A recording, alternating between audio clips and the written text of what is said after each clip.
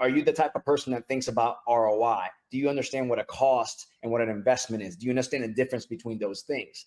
And being a part of EXP, I realized that it's the investor agents that win, right? It's the ones that are naturally have a path for growth. You have to have massive faith to be an investor. You have to have a certain amount of discipline to be an investor. Like, this is a way of a life. It's not just like, do you own some property? Do you own some stock? Do you want to? And I was like, oh, wow, there's a bigger subject here, right? This is actually who I am versus just like a thing we do. And that's kind of what I go into in the book. And, I'm not necessarily giving investment advice in the book, but I am giving thought process. It's a mindset playbook, right? Because when you start realizing, oh, this is how we win, right? So if you were thinking more multiples, if you were thinking like, hey, if I'm going to spend this much years building this brokerage just to get what we sold it for, right? You would have been, wait a minute, if I understood that listen, the most valuable asset that we all own already is time. So if you knew that with that amount of investment in time and effort, you were going to get X, you would have probably done something different, right? Or you would have spent it somewhere else. So that's the whole point of the whole thing, man. Yeah. And you look at, buy back your time. Dan Martell's book is one of my like the one that I've been pushing the most lately to a lot of people. And if you understand the who, not how concept, then I think Martell's, buy back your time is the actionable playbook to really, unpack that concept all the way. And he talks about it in there, right? We trade, time for money, then we trade money for time. But that third step is money for money. And you mentioned, stocks, and you mentioned, other real estate. But the one that I also think is a huge opportunity to be thinking about is other businesses. And so,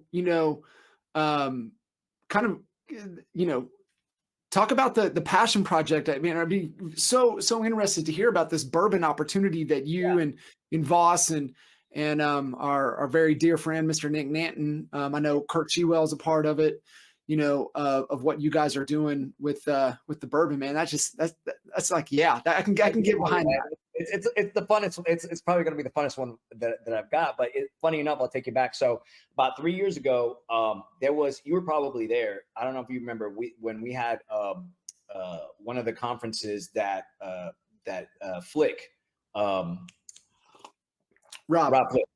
Flick in Puerto Vallarta. So Rob Flick's friend, a guy named Dave Steck, stood on stage and he spoke, and I approached him after and said, hey man, I really love what you're talking about, like his philosophy about investing in life and all these different things. Long story short, he ended up starting a mastermind group called Access. I became a part of that. Rob Flick's part of it. And they introduced me to investing in early stage companies. So like that was an investment that I really didn't have access to, right? It wasn't, I didn't have Silicon Valley connections and things like that. So that's where kind of I started to think, oh man, I really love this because I'm investing in people, like we're meeting the founders. These are past founders that have had massive success. I'm listening to their story. I'm seeing how smart they are. Now they're starting a new venture and we get a chance to get in early. The other thing that excited me about it is just the multiples, right? Like, of course it's more risky, but you got the right technology company and, your 50 grand, 100 grand, whatever it is, can turn into something really special. You have to be disciplined and patient, but it does. So leading forward, like right now, I only own this condo that you see, like real estate wise, like me and Gil sold a commercial property last year, which was incredible, by the way. Like I think commercial is a big investment opportunity coming. But all I own in real estate now is this condo. And then I own like a piece of 5 companies. And one of those companies is the bourbon thing. The bourbon, I would say like, it's the funnest, but the one I probably know least about. So I'm going to talk a little bit in my chapter, my book, make great bets, don't gamble. I would lean towards this being slightly more of a gamble, but I'm betting on Nick Nanton, right? So at the end of the day, like you and I both know Nick, and Nick is just a master marketer. And obviously having Chris Voss involved in it is incredible. So basically Nick came to me and said, hey, listen, a couple of years ago, I was talking to Chris Voss and I said to him, listen, you love bourbon. I love bourbon. Why don't we start a bourbon company? And, Nick's like, we should call it The Difference. And the tagline is going to be never split, always share. I love it. And I was like, and so like Voss is like, dude, I love it. Let's do it. Right. But Nick's like, okay, well, hold on. Cause I don't actually know how to do bourbon. So like, let's get the right players in here. So it took him about 2 years. But we partnered up with a guy named Roy who actually makes the bourbon. We're going to Kentucky actually mid-October to go do a barrel picking and all that stuff. And Nick's like, listen, I want 25 guys involved. Here's the investment.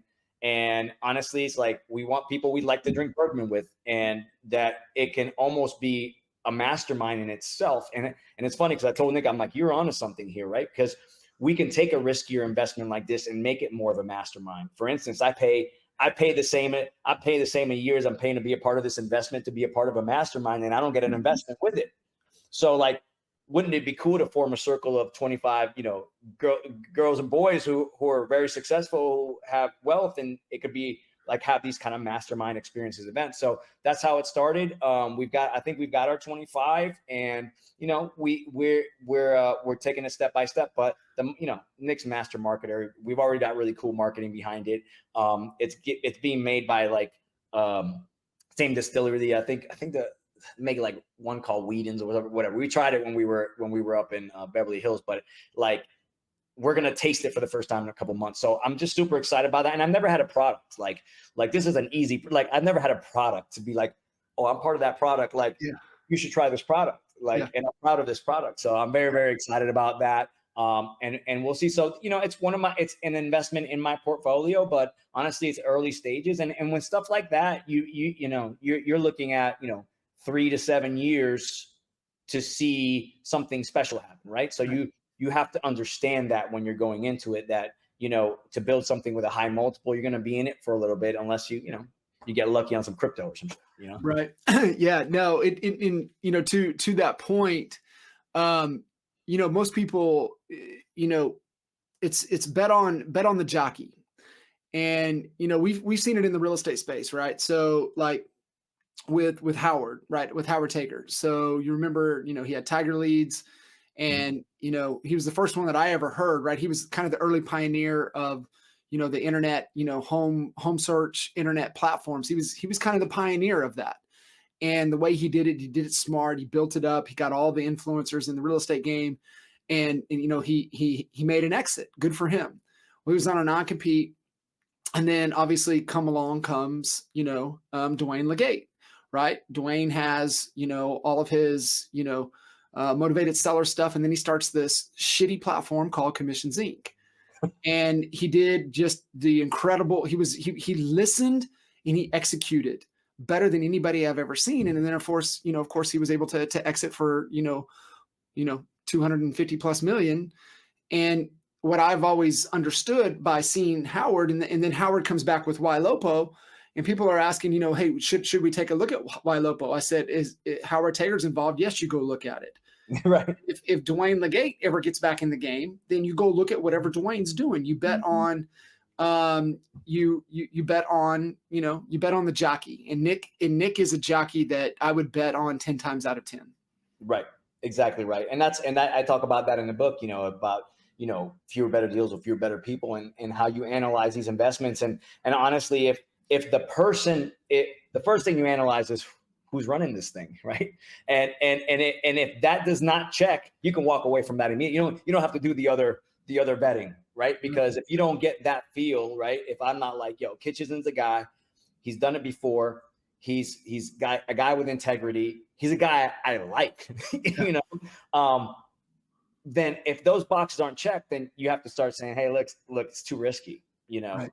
Unless, there's some other mitigating factors, but I think the team is the most important for sure. 100%. It's the who factor first, right? Jim Collins talks about it all the time. Who, then you can go to everything else. And we understand, even like with theory of constraints, you got the what, the how, the who. The who is always the biggest constraint. And so it's really, leaning in there, man.